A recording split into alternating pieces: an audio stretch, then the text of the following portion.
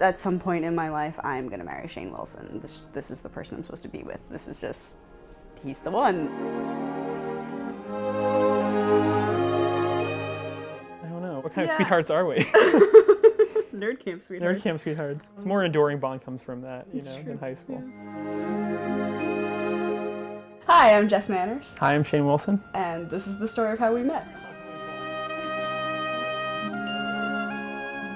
We met at this thing called Governor School, which is basically nerd camp. It was in the summer of 2002. It's a free month-long program where you get to go and pretend to be in college. Also, Jess and I both went to the Governor School for Public Issues and the Future of New Jersey. I saw him on the first day, and he was just this cute, goofy guy, and I thought, all right, that's the guy I'm gonna have a crush on for a month. But we just basically spent the whole month, I don't know, talking and flirting and passing notes and things that are very high school appropriate. And being pseudo-intellectuals or something. Yeah. After the program, we kept in touch for a while. My best friend and his best friend got tired of the ridiculous flirting. So we both kind of readily gave in, and then it kind of admitted to each other this is what was going to happen all along.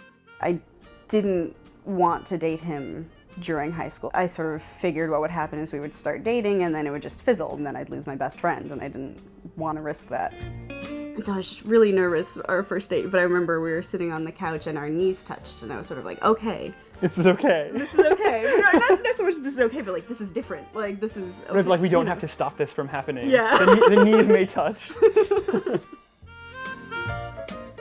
I had always wanted to go to Harvard, my little 5-year-old dream. My sister had gone there and my father had gone there. I hadn't really formed any solid plans, but Jeff was like, you must apply to Harvard.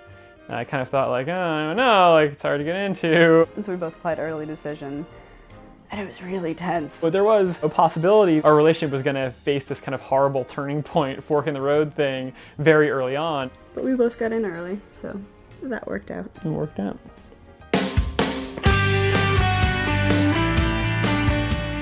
He actually proposed sooner than I thought he would. I had this idea that if you hadn't proposed by, I guess, this Thanksgiving, then I was going to propose to you.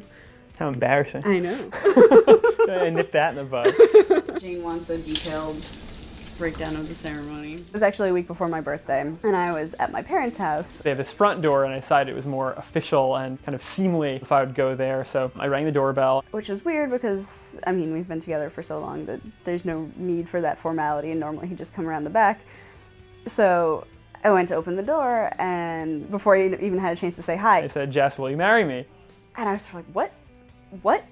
You know, I'm sort of stunned. And I was like, yeah, you want to get married? And then I sort of vaguely saw out of the corner of my eye that he had a box in his hand. And I think I said something about, you know, oh, don't worry, like it's just cubic zirconia or something like that. And I sort of half heard that, and I thought, oh, it's plastic. Oh, this is a weird joke. Okay, he's just joking. I was like, no, it's not a joke, it's not a joke. And then I realized that he wasn't joking, and that I should probably give him an answer. And so I said, of course. And then You licked my face.